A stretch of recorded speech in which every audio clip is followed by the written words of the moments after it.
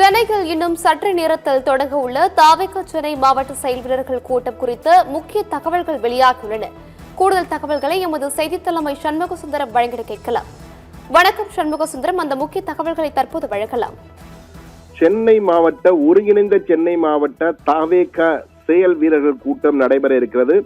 இதில் மிக முக்கியமான சில விடயங்கள் குறித்து பேசிக் கொண்டிருக்கிறார்கள். இதுல விஜய் வரவில்லை, ஆனால் விஜயின் கட்சியின் முக்கிய நிர்வாகிகள் அனைவரும் பங்கேற்கிறார்கள்.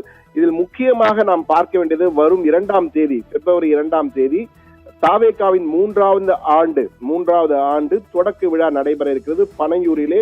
அதற்காக பிரம்மாண்ட ஏற்பாடுகள் செய்யப்பட்டு வருகின்றன.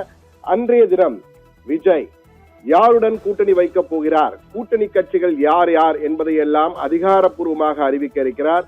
அன்றைய தினம் இணைய போகிற கூட்டணி கட்சிகளின் தலைவர்கள் அல்லது முக்கிய நிர்வாகிகள் அந்த தாவேகாவின் 3ஆம் ஆண்டு தொடக்க விழா கூட்டத்திலே பங்கேற்பார்கள் என்று எதிர்பார்க்கப்படுகிறது. அதற்கேற்ப தற்போது காய்கள் நகர்த்தப்பட்டு வருவதாக தெரிகிறது. எனவே இந்த எலெக்ஷன் பிரேக்கிங் செய்தியின் முக்கிய அம்சமே வரும் 2ஆம் தேதி விஜயின் தாவேகாவுடன் கூட்டணி வைக்கப் போவது யார் என்பதை அதிகாரப்பூர்வமாக விஜயே அறிவிக்கிறார். அந்த விஜய் அறிவிக்கும் கட்சியினுடைய எந்தெந்த கட்சிகள் கூட்டணி சேர்கிறதோ அந்த கூட்டணி கட்சிகள் அன்றைய தினம் தாவேகாவின் 3ஆம் ஆண்டு தொடக்க விழாவிலே சிறப்பு அழைப்பாளர்களாக பங்கேற்க இருக்கிறார்கள் என்ற தகவல் நமக்கு பனையூரில் உள்ள தாவேகாவின் தலைமையகத்திலிருந்து கிடைத்திருக்கிறது. அந்த தகவலை தான் தற்போது நாம் பகிர்ந்து கொண்டிருக்கிறோம். அதே போன்று சென்னையில் ஏற்கனவே தாவேகாவின் ஒரு மாநில செயல் வீரர்கள் கூட்டத்தின் போது எடுக்கப்பட்ட முடிவின்படி ஒவ்வொரு மாவட்டமாக செயல் வீரர்கள் கூட்டம் நடைபெற இருக்கிறது.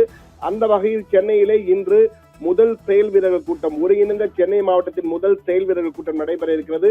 சென்னையின் அனைத்து தொகுதிகளிலும் தாவேகாவிற்கு குறிப்பிடத்தகுந்த செல்வாக்கு இருப்பதாக தாவேகா சார்பில் எடுக்கப்பட்ட ஒரு சர்வேயில் தகவல் தெரிவிக்கப்பட்டிருக்கிறதாம். எனவே அந்த வகையில் தாவேகா சென்னையின் அனைத்து தொகுதிகள் 16 தொகுதிகள் சென்னையில் இருக்கின்றன.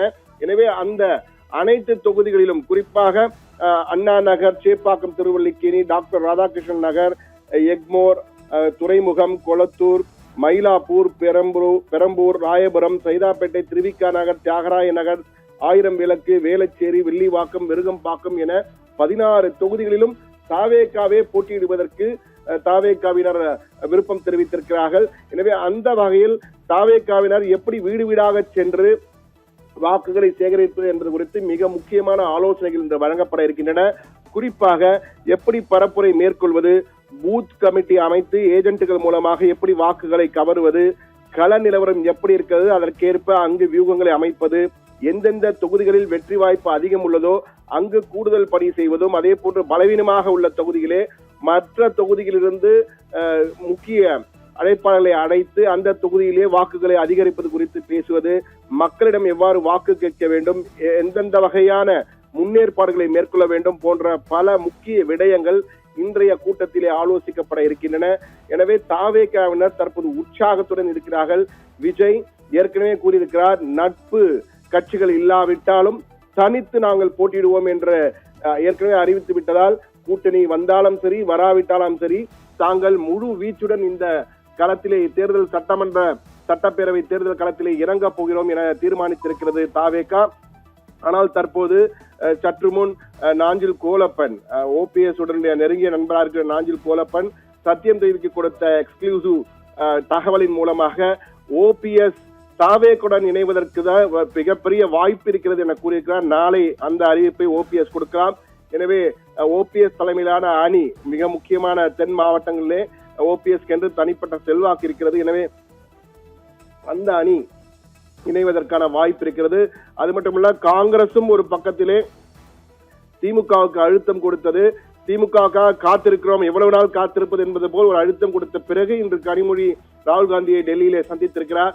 ஆனால் ஒருவேளை காங்கிரஸ் திமுக பிரச்சனை ஏற்பட்டால் காங்கிரசுடன் கைகோர்ப்பது குறித்தும் விஜய் தற்போது பேசி வருவதாக விஜயின் சார்பிலே தூதர்கள் பேசி வருகிறார்கள். எனவேதான் வரும் 2ஆம் தேதி வரை டைம் கொடுத்திருக்கிறார் விஜய். அதற்குள் அவர்கள் தெரிவிக்க வேண்டும். என்றால் 2ஆம் தேதி தாவேகாவின் 3ஆம் ஆண்டு தொடக்க விழா நடைபெற இருக்கிறது பனையூரிலே. அப்பொழுது யாருடன் கூட்டணி வைக்கிறோம் என்பதை அதிகாரப்பூர்வமாக விஜய் அறிவிக்க வாய்ப்பு இருப்பதாக பனையூர் தலைமையகத்தில் உள்ள தாவேகாவின் தலைமையகத்திலிருந்து வரும் தகவல்கள் உறுதி செய்கின்றன. எனவே அன்றைய தினம் மிக முக்கிய அறிவிப்புகள் வெளியாகும். எது எப்படி இருந்தாலும் தாவேக்காவை பொறுத்தமட்டிலே செயல் வீரர்கள் கூட்டம் மூலமாக தங்களுடைய தேர்தல் பணிகளை முடுக்கி விட்டிருக்கிறது என்பதுதான் தற்போது அங்கிருந்து வரும் கள யதார்த்தமாக இருக்கிறது.